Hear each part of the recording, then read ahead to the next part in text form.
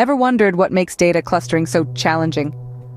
Data clustering at its core is the process of grouping similar data points together. It's a critical tool in the data scientist's toolkit, playing a key role in areas like customer segmentation, image segmentation, or anomaly detection. However, data clustering is not without its hurdles. One of the biggest challenges is determining the appropriate number of clusters. It's a bit like trying to decide how many categories to sort a pile of mixed items into. Too many, and your categories might be too narrow. Too few, and they could be overly broad. Handling noise and outliers is another challenge. These can distort the true structure of the data, leading to inaccurate clusters. And then there's the issue of dealing with different data types and sizes, which can complicate the clustering process.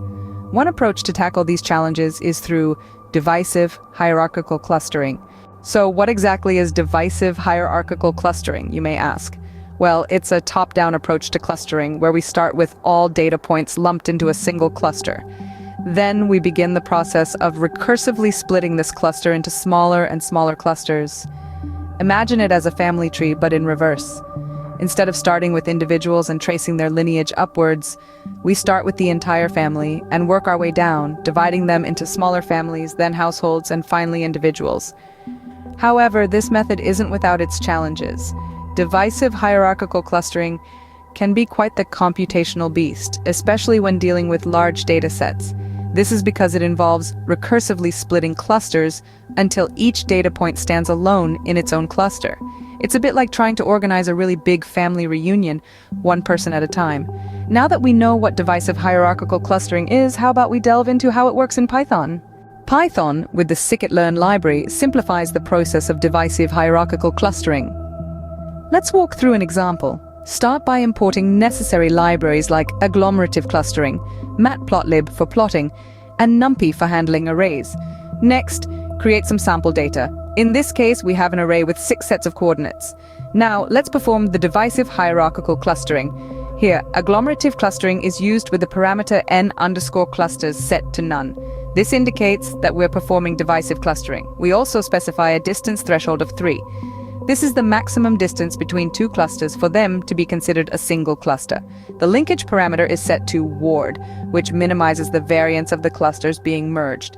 After fitting the model to our data, we plot the clustering using matplotlib. Each color in the plot represents a unique cluster. That's how divisive hierarchical clustering is performed in Python, but what are the key takeaways?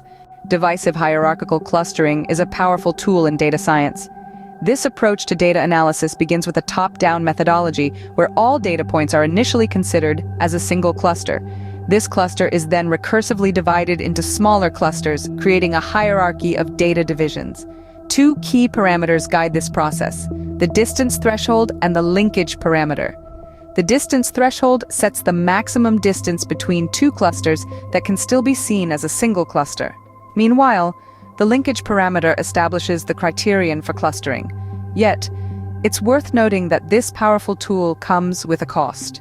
Divisive hierarchical clustering can be computationally demanding, especially for large data sets. Each recursive split increases the computational load as the method strives to place each data point in its own unique cluster. Next time you're faced with a complex clustering challenge, remember, divisive hierarchical clustering could be your solution.